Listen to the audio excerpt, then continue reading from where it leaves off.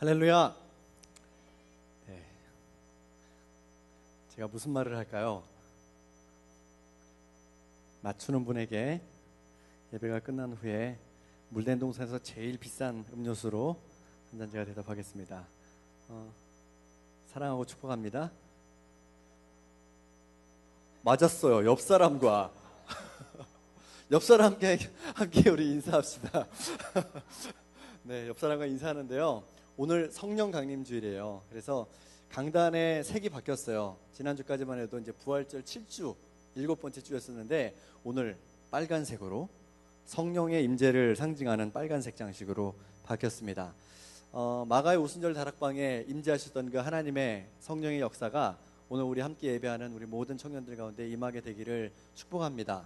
우리 함께 서로 좀 이렇게 축복하면서 인사하는데요. 네 안에 성령님 계신다. 이렇게 한번 인사합시다.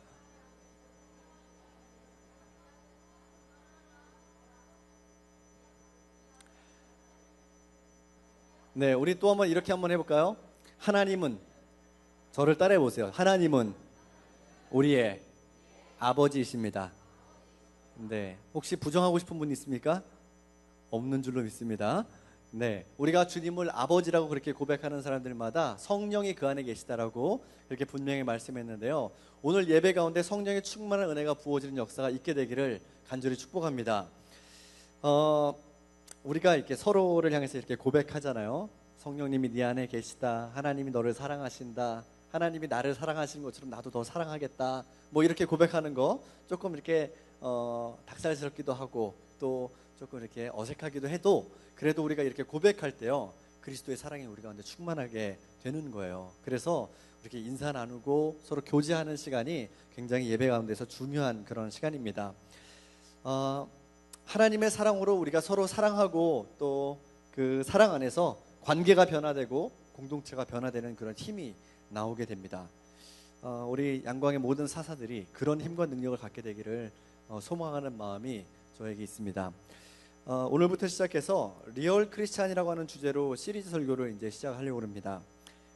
나는 무엇을 믿는가라고 하는 그런 주제로 하려고 했다가 리얼 크리스찬, 영어로 하면 조금 더 있어 보이는 것 같아서 그래서 리얼 크리스찬이라고 이렇게 이름을 바꿨습니다.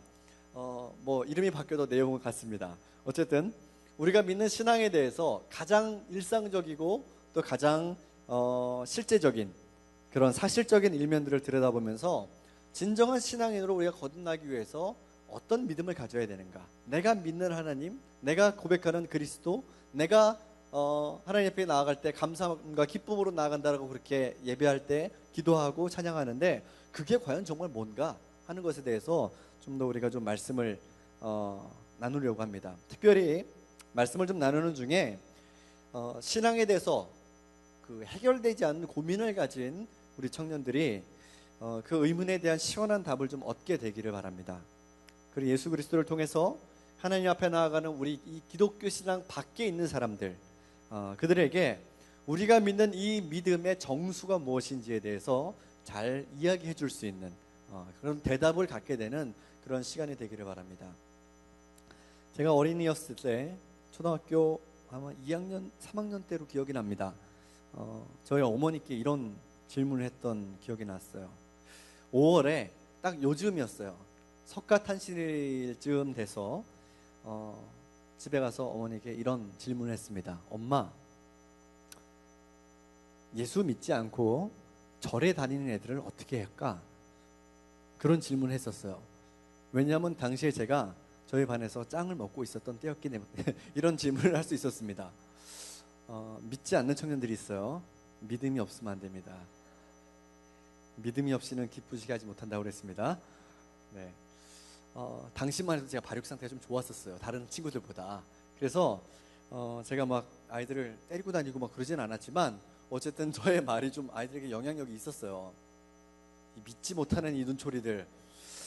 어쨌든 그래서 왜 이제 그런 질문을 하게 됐냐면 교회가 아니라 학교에 우리 반에 그 교회 다니는 아이들과 그리고 절에 다니는 아이들 그리고 아무데도 안 다니는 애들, 이게 거의 한 3분의 1씩 정도 비율이 됐었어요. 그래서 서로 이렇게 뭐 같이 놀다가도 너 교회 가고 너는 절에 가고 너는 아무 데도 안 가고, 너는 주일날 예배 드리고 너는 일요일에 절에 다니는 사람들은 1년에 한 번 가나요? 매주 가는 사람들은 그렇게 드문 것 같아요. 아주 흔하지 않은 것 같아요. 그리고 아무 데도 안 가는 애들, 그렇게 나눠서 이렇게 놀다가도 뭐 그런 문제들 하나가 딱 생기면은 싸우기 시작하는 거예요. 싸우면서 각자의 어떤 종교에 대해서 대변하고, 그 대변하는 내용들을 얼마나 신랄하게 서로를 비판하면서 얘기하는지 모릅니다. 초등학교 3학년짜리들이 다 알고 있어요. 모든 신앙의 그 근본과 그 베이직과 모든 신학을 꿰뚫었어요. 초등학교 3학년 아이들이. 그러면서 서로에 대해서 막 비난하는 거예요.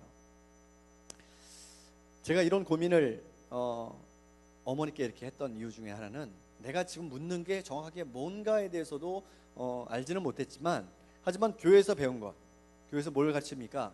예수 믿어야 어떻게 됩니까? 구원받고 천국 간다.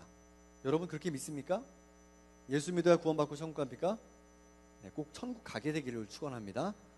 네, 천국 가서 우리 못 보는 얼굴이 없게 되기를 축복합니다. 얼마나 안타깝습니까? 여기서 함께 기쁘게 찬양하고 예배하고 했었는데 천국 가는데 얼굴이 빠져 있어. 굉장히 마음 아픈 겁니다. 예수 믿어야 천국 갈 수 있다라는 그런 가르침을 배웠죠. 그런데 이 믿음 안에 있을 때 다른 종교를 믿는 아이들은 어떻게 될까? 왜냐하면 절에 다니는 친구들 중에서 친한 애들도 있었거든요. 그런 애들을 어떻게 하면 될까라는 그런 고민이 있었던 것 같아요.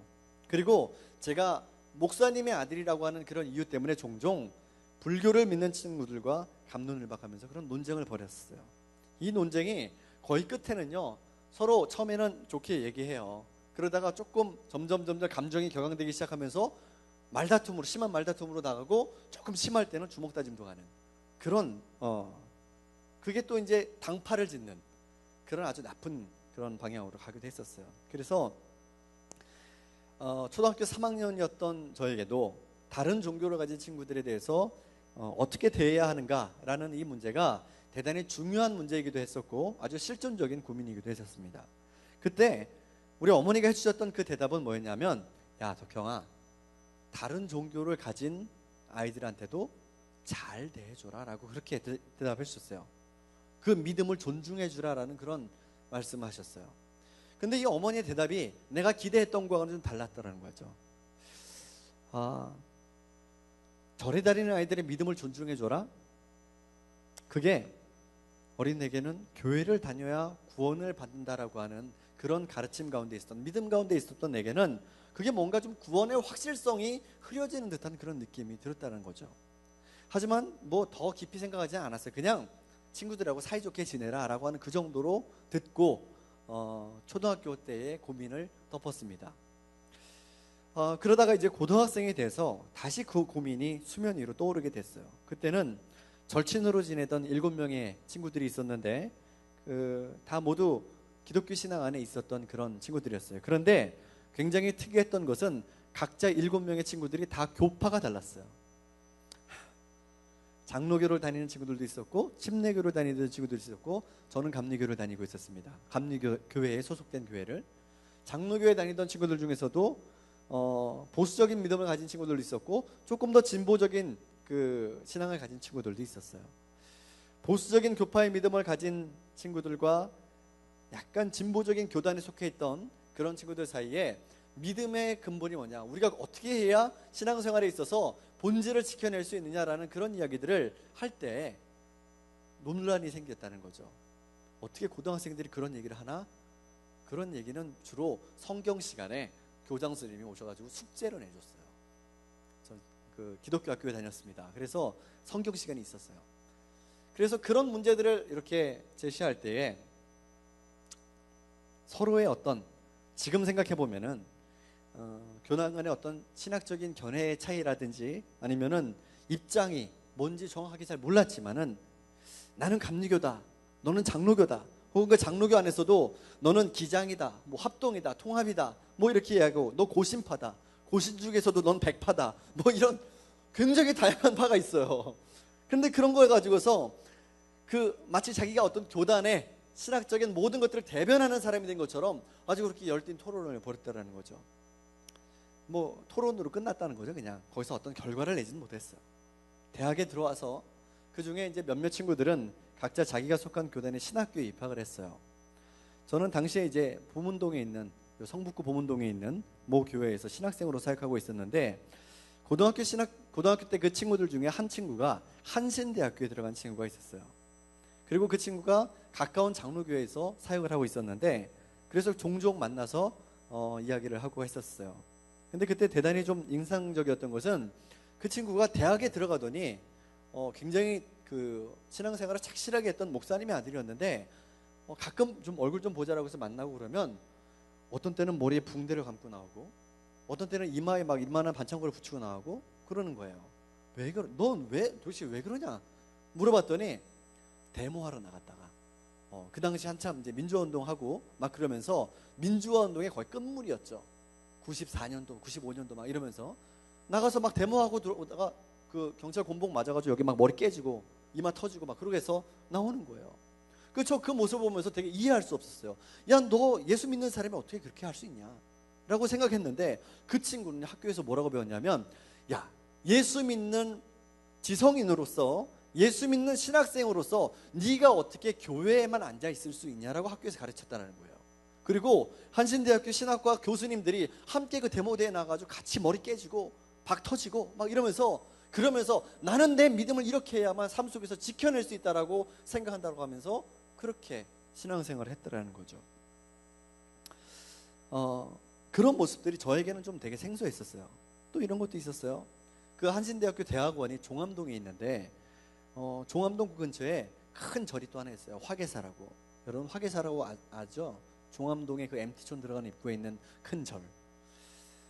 석가탄신일 되면은 한신대학교 대학원에서 화계사에 부처님 탄신을 축하합니다라고 하는 그런 현수막을 신학교 입구에다 딱 걸었어요. 그리고 신학교 교수님들이 쫙 가서 법회에 가서 축하한다. 그런 뭐라고 그래야 되죠? 그 법회에 가서 이제 예부를 드리는 거예요. 같이 예부를 드리고 또 반대로 이제 성탄절이 되면은 화계사의 스님들이 그 한신대학교 채플에 참석을 해가지고 예수님 탄신을 축하한다고. 예수님처럼 그냥 빛과 소금으로 사시라고. 그러면서 화계사 입구에다가 축성탄 기쁘다 구주오셨네 이런 거 붙이는 거예요. 제가 그거 보면서요, 야, 이건 도대체 뭐 하는 짓인가 그런 생각을 했다라는 거죠. 이 어린 시절에 했던 타종교를 믿는 사람들에 대한 어떻게 이들을 좀 대할 건가라는 그런 질문이요. 계속해서 저를 결국에 보면은 따라다녔던 거예요. 교회 안에 있을 때는 이 질문이 아무런 문제가 되지 않아요. 여러분 가운데 혹시 이슬람교도 있습니까? 아니면 나는 독실한 불교 신자다. 그런데 도대체 교회에서 예배를 어떻게 되는지 감시하러 왔다. 뭐 이런 사람들 있습니까? 없습니다. 여기 혹시 신천지 있습니까? 조용히 나가십시오. 없단 말이에요. 그러니까 이런 질문이 별로 우리 안에서는 고민이 안 돼요.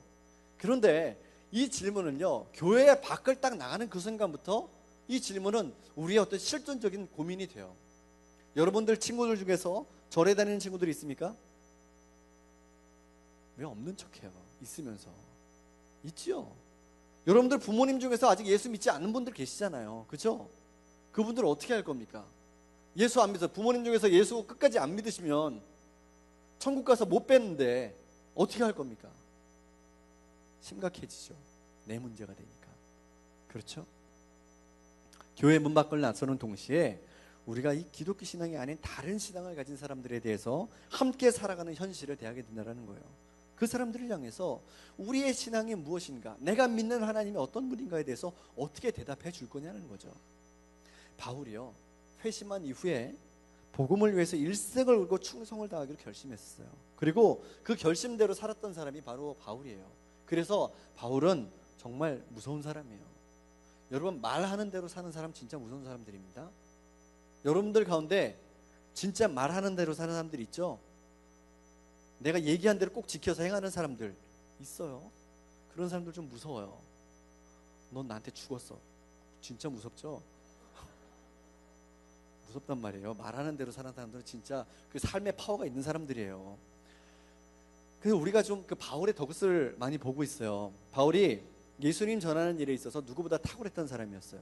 그리고 그 전하는 것으로 그치지 않고요, 내가 전하는 그 예수님이 어떤 분이신가에 대해서, 내가 믿는 하나님이 어떤 분이신가, 내가 믿는 믿음이 어떤 믿음인가에 대해서 많은 기록들을 남겼어요. 신약의 상당 부분의 부분을 바울이 쓴 거예요.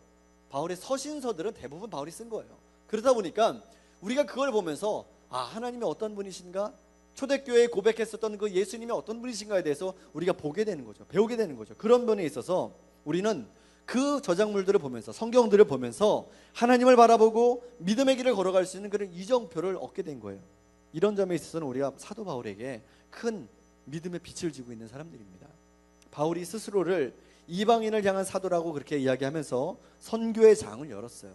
그리고 소아시아 지방에 지금의 터키와 터키 지역에 인근에 그 지중해 지역에 교회들을 많이 개척하면서 그 교회 교인들이 믿음 안에서 잘 성장할 수 있도록 돕는 일에 굉장히 힘을 썼다는 거죠. 그런데 그 상황 가운데서 바울이 경험했었던 어려운 상황 두 가지가 있었어요. 첫 번째는 뭐냐면 복음에 대한 핍박이었어요. 복음을 전하려고 하는데 복음 전하는 것 그 자체에 대해서 많은 핍박을 받고 저지를 당했다라는 거죠. 빌립보에서 복음을 전하는데 사람들이 바울을 붙잡아다가 얘가 이상한 얘기한다라고, 얘가 전하는 허탄한 신화들을 전한다고 얘기하면서 붙잡아다가 때리고 매질하고 감옥에다 가두었죠. 그런데 빌립보 감옥에서 어떤 일들이 일어났습니까? 바울과 실라가 그 빌립보 감옥에 갇혀가지고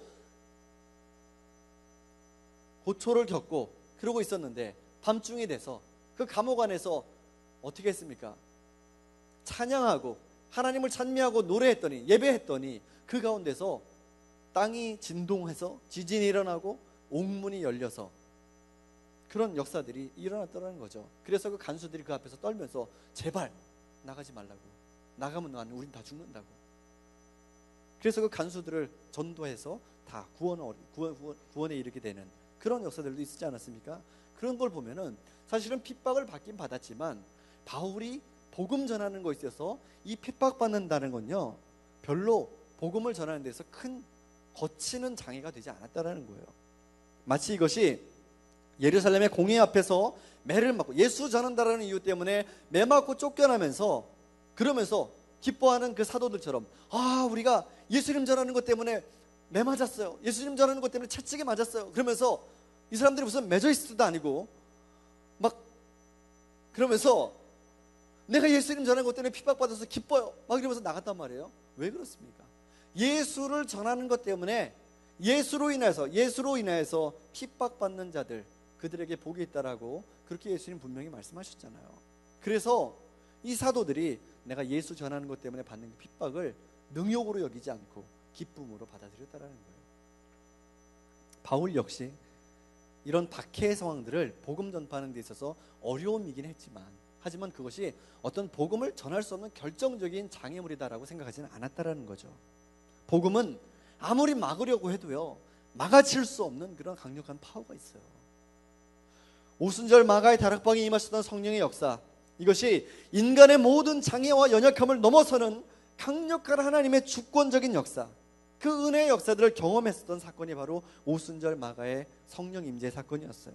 이것처럼 성령의 인도하심 가운데 이루어지는 복음 전도의 역사가 오히려 박해의 상황 가운데서 박해하면 할수록, 핍박하면 할수록 더 불일 듯이 막 일어나서, 그래서 그렇게 막 산불처럼 번져나가는 그런 복음 전파의 역사들이 있었더라는 거죠. 두 번째로 바울이 당했던 어려움들은 뭐였냐면 이단들의 도전에 대한 문제였었어요. 신학이 완전히 정립되지 않고 어떠한 신앙의 모습들이 정말 바른 신앙의 모습들이라는 것을 각각 교회들마다 가지고 있던 그런 숙제였었어요. 그래서 교회 안에는 참된 진리의 말씀들을 변조하고 자기의 유익을 사사롭게 구하는 사람들이 많이 있었더라는 거죠. 그들은 마치 소위 그 종교적인 행위로 이득을 취하려고 했었던, 그걸로 돈벌이를 삼으려고 했었던 그런 사람들이 많이 있었어요. 그래서 교인들의 신앙생활하는데 교묘하게 침투해가지고, 그래서 그릇된 믿음의 행위들을 마치 진리인 것처럼 이야기하면서 교인들을 미혹해 했었어요. 어쩌면은 바울이 복음을 전하면서 당했던 그 박해보다 이 이단에 빠져 있는 교인들을 다시 설득하고 그들로 하여금 다시 참된 신앙 안으로 돌이키게 하는 그 일들이 더 어려운 일이었을지도 모르겠다라는 생각이 들어요. 왜냐? 한번 이단에 빠지면 헤어나오기가 정말 쉽지 않아요. 왜냐하면 종교 혹은 믿음의 문제는요, 이게 단순히 어떤 내가 뭘 믿는다라는 그런 차원의 문제가 아니에요. 이거는 굉장히 진지하고 근원적인 물음에 대한, 삶의 기반에 대한 문제이기 때문에 이 문제에 대해서 사람들이 한번 잘못된 믿음에 들어가면 그것을 돌이키기가 좀처럼 쉽지 않다라는 거예요. 그래서 바울이 자기가 전했던 이 복음이 정말 참된 것이다라는 것을 누누이 계속 얘기했어요. 데살로니가 교회 교인들에게도 역시 마찬가지였어요. 한번 같이 말씀 읽어볼까요? 데살로니가전서 2장 3절에서 5절에 바울이 내가 전한 복음이 이런 거다라는 것을 지금 이야기하는 거예요. 어필하는 거예요. 한번 같이 읽어봅시다. 시작.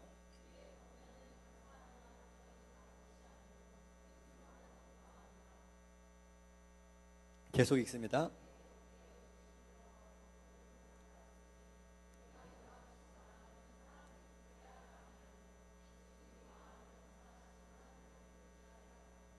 너희도 알거니와 우리가 아무 때에도 아첨하는 말이나 탐심의 탈을 쓰지 아니한 것을 하나님이 증언하시느니라. 이렇게 얘기하는 거예요. 야, 내가 너희들한테 데살로니가 교회 교인들한테 내가 여러분들에게 전했던 그 이야기들이 그냥 정말로 여러분들이 잘 보이려고 막 그렇게 꾸며낸 말을 전한 게 아니다. 내가 정말로 진심으로 이것이 당신들을 살리는 하나님의 말씀이고, 내가 이렇게 이게 하나님의 말씀이라고 증언하는 것은 이건 하나님이 나를 보증한다. 그렇게까지 얘기하는 거예요. 바울이 자기가 전한 복음의 진정성의 근거를요, 하나님께 뒀어요. 어떤 사람의 말로 복음의 진정성에 대해서 보장받으려고 하지 않았어요. 오직 하나님께 옳게 여기심을 입어 복음을 위탁받았다라고 그렇게 얘기하는 거예요. 이 복음이 하나님께로부터 왔다. 이 성경 구절을 보면서 이런 생각이 들었어요. 과연 내가 믿는 믿음에 대해서 이것이 하나님께로부터 왔다라고 하는 그런 확신이 내게 있는가? 이런 질문이 들었어요. 생각이 들었어요. 정직하게 대답하자면 이런 확신이 있기 없기?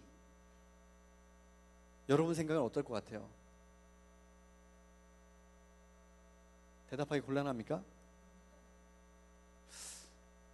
솔직하게 얘기하자면 이런 확신이 있기도 하고 없기도 하고, 있다가도 없다가도 왔다 갔다 한다는 거죠. 내 기도에 대한 어떤 간구나 응답들이 착착착착 이루어질 때, 내가 생각했던 그 계획대로 내 삶의 방향들이 착착착착 열리고 그렇게 진행될 때는 야, 내가 정말 하나님 안에 있다, 그런 확신이 있다가도 믿음으로 인해서 어려움을 당하거나 혹은 멘탈이 붕괴될 때, 그런 상황에 처하게 될 때 우리가 이 복음이 과연 하나님께로부터 온 것인가, 그런 의심할 때가 있다는 말이죠. 정말 하나님이 계시나?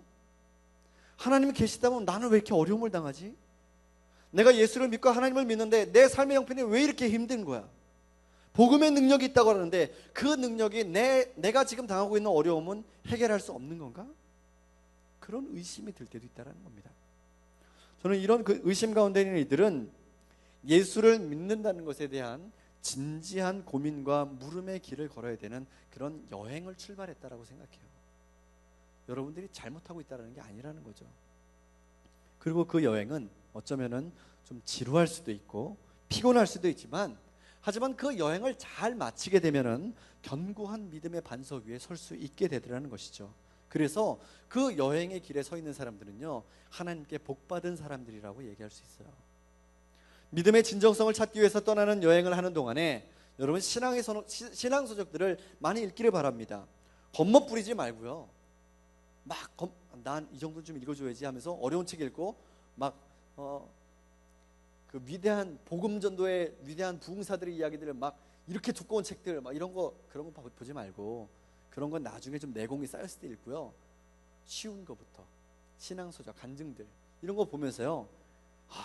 내 믿음의 선배들이, 또 나와 동시대를 살고 있는 사람들이 어떻게 하나님을 경험했고, 그리고 어떤 어려움 가운데 있을 때 하나님을 통해서 어떤 인생의 문제들의 해결책들을 찾았는가 하는 것들을 좀 많이 경험해 왔으면 좋겠어요. 이거는요, 의심의 문제들을 해결하는 데 큰 도움이 돼요. 그리고 여러분들이 묻기를 두려워하지 않았으면 좋겠습니다. 내가 물은 대답에 하나님이 응답하지 않으시면 어떻게 하지? 하나님 나를 미워하시나? 아니면 정말 하나님이 있기는 한 건가? 이런 고민이 되겠지만은 그럼에도 불구하고 그 신앙의 고민들을 멈추지 않게 되기를 바랍니다. 질문은 답을 찾기 위해서 하는 거예요. 묻기를 통해서 문제의 해답이 더욱더 명쾌해져요. 그래서 열심히 물으세요. 목사님들에게 찾아가서 물으세요. 그리고 전사님들을 찾아가서 진지하게 물어보시기 바랍니다. 그리고 집요하게 물고 늘어지세요. 저의 페이스북 쪽지와 이메일과 트위터는 이런 질문을 받기 위해서 열어놓은 창구입니다. 띄워주세요. 딱. 잘 메모해 두셨다가 궁금한 게 있을 때마다 잘 활용하세요. 아무도 메모하지 않아요? 네. 우리 청년 페이스북 이 뒤에 보면요 있어요. 우리 주보 뒤에 보면은 뉴스페이퍼 뒤에 보면은 다 있습니다. 여러분 보면서 궁금한 게 있으면 언제든지 무엇이든 물어보세요. 그리고요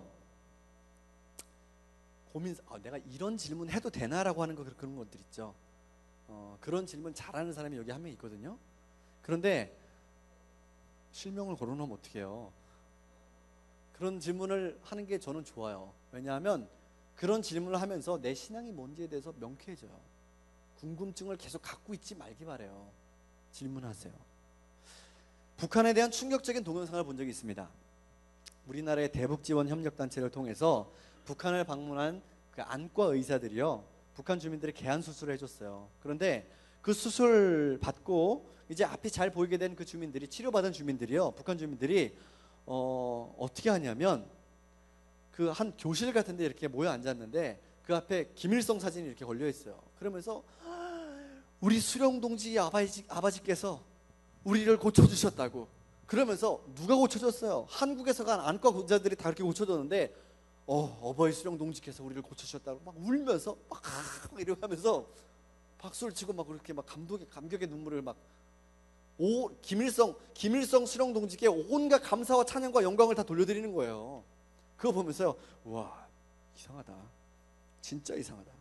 그런 생각 드는 거죠.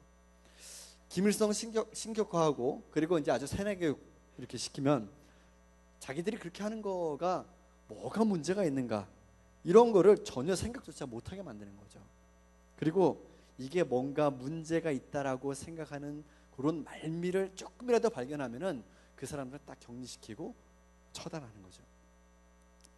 사람들의 입을 막기 위해서 수단과 방법을 가리지 않는 겁니다. 5월 23일자 조선일보 인터넷 신문에서 물망초라고 하는 그런 탈북자 지원단체가 출범했다는 기사를 봤어요. 네, 이 사실입니다. 이 물망초라고 하는 그 사단법인에서 1기 어학 연수생으로요, 박혜진이라고 이름을 쓰는 23살의 여학생이 선발됐어요. 이 여학생의 스토리를 좀 들어보니까요, 이래요. 자기는 너무 배가 고파서 탈북했었는데, 중국으로 탈북했었는데 중국에 가보니까 북한이 잘못해도 너무 한참 잘못됐다는 것을 중국 가서야 알았다라는 거예요. 그래서 네 번이나 탈북했었고 3번 북한으로 다시 송환됐대요. 강제 송환됐대요.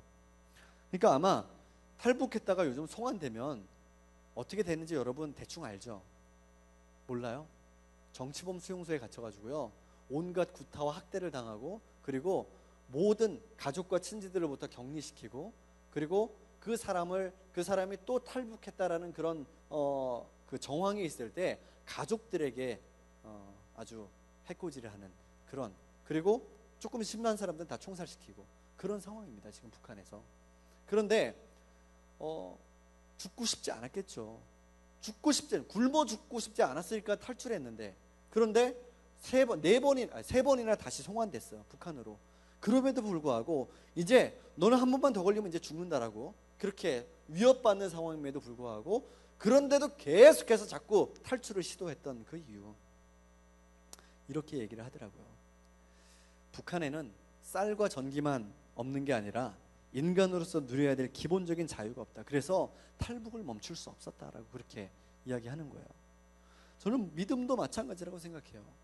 무턱대고 믿으려고 하지 말고 내 믿음의 문제에 있어서 의심되는 것에 대해서 묻고 생각하고 도움을 요청했으면 좋겠어요. 문제의식을 가져야 그 문제를 제대로 바라볼 수 있어요. 마음속에 있는 의심과 질문에 대한 답을 찾아서 참된 믿음의 반석 위에 서게 되기를 바랍니다. 앞에서 타종교에 대한 태도에 대해서 얘기했었는데 저는 이 문제에 대해서 이렇게 대답을 좀 정리해 봤어요. 종교가 단순히 그 사람이 어떤 신앙을 가지고 있느냐의 문제를 넘어서 사람의 삶의 뿌리를 깊이 자리 잡고 있는 이것은 삶의 한 방향이다. 한 그 존재의 방식이다. 그렇기 때문에 나와 다른 종교를 가진 사람들을 비난하거나 그 신앙에 대해서 바꾸라고 이야기하는 것, 이것은 내가 어떤 좋은 의도를 가지고 그 사람에게 이야기하든 간에 그것과 상관없이 일단 기분 나쁘다라는 거예요. 왜냐하면 나는 그동안 열심히 잘 살았다고 생각했는데 어떤 사람이 나와서 나는 너 절에 다니니까 너 인생 그렇게 살지 마. 교회 나와. 예수 믿어야 돼. 이렇게 얘기하면 일단 기분이 나쁘다라는 거죠. 기분이 나쁘면 어떻게 됩니까? 마음의 문이 닫히죠. 그렇죠. 마음의 문이 닫히면 그 사람한테 아무리 좋은 얘기 해봐도요 도대체 먹히질 않아요. 소용이 없어요. 그래서 일단 나와 다른 종교를 가진 사람과 화목하는 것이 중요하다. 사이좋게 지내는 게 중요하다는 겁니다. 막힌담을 헐고 내 주장을 강하게 주장하는 것, 그것을 좀 내려놓고 교제하는 것부터 시작하라는 겁니다. 좋은 관계가 이루어져야만, 친밀한 관계가 이루어져야만 민감한 문제에 있어서요 허물 없이 그렇게 이야기할 수 있게 돼요. 그리고 최선을 다해서 우리가 참된 그리스도인의 삶의 모습을 살아가야 돼요. 보여줘야 돼요. 사람들이 변화되는 것은요 스스로 어떤 변화의 동기를 얻어서 자발적으로 그렇게 변화되지 않아요. 전적으로 사람의 변화는요 타인의 영향력 가운데 이루어지는 거예요. 여러분, 예수님의 제자들 가운데 스스로 나는 구원받기 위해서 내 삶을 돌이켰다라고 이야기하는 사람이 있습니까? 없었어요. 다 예수님이 부르셨어요. 예수님이 만나 주셨어요. 그리고 예수님 그 사람들의 삶에 대해서 변화의 불씨들을 그 사람들 가운데 심어 주셨어요. 사람도 마찬가지예요. 여러분들도 마찬가지예요. 내가 오늘부터 예수 믿고 나는 구원받은 삶을 살아야 되겠다고 결단하고 삶을 돌이킨 사람들이 있습니까? 영향을 우리는 다 받고 있어요. 내 주변에 우리 목장의 목자님이 보니까 신실해. 그리고 이뻐. 그래서 예수 믿어야 나도 저렇게 되겠구나. 이런 것들을 막 보여줘. 긍정적인 영향력이 막 흘러나오는 것 같아. 그런 거 좋아요. 좋다라는 거예요. 그런데 그게 단순히요 어떤 직임을 가진 사람들만 그렇게 되는 것이 아니라 우리 양광 사사들이 다 그렇게 됐으면 좋겠다라는 거예요. 여러분들을 통해서 예수 그리스도의 구원을 입은 그런 구원의 기쁨들이 선한 영향력이 돼서 다른 사람들에게 흘러가는 역사들이 있어야 된다는 거죠. 그리고 우리는 나와 다른 믿음을 가진 이들에게 관대하되 내 믿음에 대해서는 확고한 그 기반을 갖고 있어야 돼요. 확신이 있어야 돼요. 그래야 내 삶의 기반이 흔들리지 않아요. 여기저기 기웃기웃하다가 쓰러지기 십상이라는 거예요. 관대하게 막 해주려고 하다 보니까 내 믿음의 정수까지도 다 내주어. 그래서 나는 완전 빈털터리가 됐어요. 그렇게 되면 안 된다는 거예요. 그래서 믿음의 중심을 지키는 일에도 마음을 써야 돼요. 시편 100편 3절 말씀 한번 같이 읽어보겠습니다. 시작.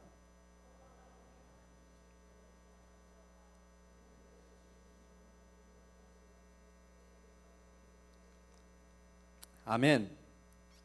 우리가 하나님께 속한 사람이라는 것을 여러분 잊지 마시기 바랍니다. 우리는요 근본이 다른 사람이에요. 한번 따라해 봅시다. 나는 근본이 다르다. 자긍심을 갖고 사세요. 그런데요 이것이 다른 사람들을 배척하는 그런 근거가 돼서는 안 돼요. 여러분, 나는 하나님께 속한 사람이에요. 근본이 달라요. 그런데요 예수 믿지 않은 사람들도 근본이 다르긴 마찬가지예요. 하나님이 그 사람들은 다 버리셨습니까? 아니에요. 그 사람들도 사랑하세요. 그 사람들도 하나님의 자녀가 되기를 원하세요. 돌아오기를 기다리고 계신다라는 거죠. 그렇기 때문에 세상에 근본 모르고 사는 사람들이 많이 있다라는 거예요. 자기의 자리가 어딘지 모르고 왕의 자녀임에도 불구하고 거지처럼 살아가는 그 사람들을 향해서 왕의 자녀로 살아가는 이미 그렇게 살고 있는 사람들은 전하고 가르쳐야 될 사명이 있다는 거죠. 하나님께서 우리를 사랑 가운데 지으시고 이 땅에 생명을 살리는 일을 위해서 보내신 그 사명이 더욱더 견고하게 여러분들의 마음속에 세워지게 되기를 축원합니다. 얼마 전에 페이스북에 그 애플의 신입사원에게 주는 환영 카드 내용을 게시한 적이 있었는데 그 내용이 되게 감동적이에요. 한번 못 본 사람들은 제가 좀 읽어드릴게요. 세상에는 그냥 하는 일과 일생을 걸고 하는 일이 있습니다. 당신의 손길이 곳곳에 스며든 절대로 타협할 수 없는, 그리고 어느 주말이라도 기꺼이 희생할 수 있는 그런 일이죠. 애플에서는 그런 일을 할 수 있습니다. 사람들은 이곳에 그저 무난하게 근무하러 오는 것이 아닙니다. 그들은 여기 끝장을 보기 위해 옵니다. 그들의 일이 어떤 의미를 지니기를 원하니까요. 어떤 거대한 애플이 아닌 다른 곳에서는 일어날 수조차 없는 그러한 애플에 오신 여러분을 환영합니다. 여러분, 이런 신입사원 환영 멘트 기가 막히지 않습니까? 이건 뭐 회사에 대한 자부심이 너무 막 줄줄 흘러나오잖아요. 넘치잖아요. 막. 그렇다고 제가 애플파는 아니에요. 제가 이 글을 보면서요, 우리 그리스도인들이 믿지 않는 사람들에 대해서 내 믿음에 대한 자부심과 긍지를 좀 이 정도는 좀 가져도 되지 않나, 그런 생각이 들었다는 거죠. 그래서 저는 이걸 이렇게 바꿔봤어요. 이 메시지를 우리 이제 새로 오는 새 가족들에게 이렇게 좀 써주려고 그래요. 세상에는 그냥 믿음과 일생을 걸고 믿는 믿음이 있습니다. 당신의 손길이 곳곳에 스며든 절대로 타협할 수 없는, 그리고 당신의 전 인생을 기꺼이 희생할 수 있는 그런 믿음이죠. 교회에서는 그런 믿음을 살 수 있습니다. 사람들은 이곳에 그저 무난하게 즐기려고 오는 것이 아닙니다. 그들은 여기에 끝장을 보려고 옵니다. 그들의 믿음이 어떤 의미를 지니기를 원하니까요. 어떤 거대한 교회가 아닌 곳에서는, 다른 곳에서는 일어날 수조차 없는 그런 교회에 오신 여러분을 환영합니다. 감동적이지 않습니까? 이렇게 하려고 그래요. 뭔가 좀 괜찮죠? 네. 리얼 크리스찬이라고 하는 이런 주제가요, 신앙적인 고민을 하는 것이 비단 지금 설교하는 저나 아니면 몇몇 사람들이 그런 고민이 아니라 우리 청년사사 공동체가 함께 이 고민에 대해서 다 함께 좀 나눴으면 좋겠다라는 생각이 있어요. 건전하고 온전한 믿음 가운데서 자라나기를 바라는 그런 소망을 품고 이 시리즈 설교가 이제 진행될 거예요. 이 시간을 통해서 우리가 믿는 하나님은 어떤 분인지, 세상의 창조에 대해서, 예수님에 대해서, 그리고 우리가 자주 듣는 우리의 죄 때문에 예수님 돌아가셨다고 그렇게 우리가 자주 듣는데 그 죄가 도대체 뭔지, 왜 우리가 구원받아야 되는 사람인지에 대해서도, 구원받은 사람이 어떻게 살아가야 되는지에 대해서도 함께 우리가 이 시간을 통해서 좀 나누려고 그래요. 바울이 데살로니가 교회 교인들에게 예수님이 어떤 분이신지에 대해서 가르치고 믿음 안에서 자라나기를 권면해서 마지막 날에, 예수님이 이 땅에 다시 오시는 그날에 하나님 앞에서 우리의 거룩함에 흠이 없게 되기를 그렇게 바란다고 했던 그런 기대와 권면의 말씀이 오늘날 우리에게도 동일하게 주어지게 됨을 믿습니다. 듣는 것으로만 만족하지 말고 실존적인 고민과 더불어서 믿음이 자라고 삶의 결단을 통해서 참된 그리스도인으로 거듭나는 우리 모두가 다 되기를 주님의 이름으로 축복합니다. 기도하겠습니다. 하나님, 우리가 예수를 믿으며 우리의 마음속에 품게 되는 여러 가지 질문과 고민들이 있습니다. 하지만 그 고민들이 더욱더 우리를 깊은 성숙한 믿음의 자리로 이끌어가는 그런 질문들이 되기를 소원합니다. 진리에 비치며 우리를 인도해 주시는 보혜사 성령께서 우리의 심령 가운데, 우리의 이 고민들 가운데 임재하여 주시고, 하나님, 우리가 어떻게 해야 할지, 어떻게 깨달아야 될지를 가르쳐 주셔서 참 진리이시고 참 빛이 되시는 그 하나님을 향하여서 모든 것이 명쾌하게 열려지고 분명하게 알려지는 그런 은혜를 누릴 수 있도록 우리에게 함께하여 주시옵소서. 주님, 이 시간을 통해서 나누는 이 말씀들이 단순한 우리가 듣는 것으로 만족하는 것이 아니라 삶에 적용되는 말씀이 되기를 소원합니다. 주님, 전에 들은 그 말씀대로 살아가며 사는 사람들의 그 믿음의 능력이 어떻게 드러나는지를 경험하기를 소원합니다. 주님, 참된 그리스도인으로 살 수 있도록 우리에게 지혜와 능력과 믿음을 더하여 주시옵소서. 이 시간을 통하여서 경험하는 하나님에 대한 경험, 예수님에 대한 생각들, 또 성령님께서 우리를 어떻게 인도해 가시는지를 분명히 깨달아 알아서 이 세상의 빛과 소금으로 살아가기에 부족함이 없는 우리 모든 양광의 사슬들이 다 될 수 있도록 주님께서 복 내려 주시옵소서. 우리 주 예수 그리스도의 이름으로 간절히 감사하며 기도드렸습니다. 아멘.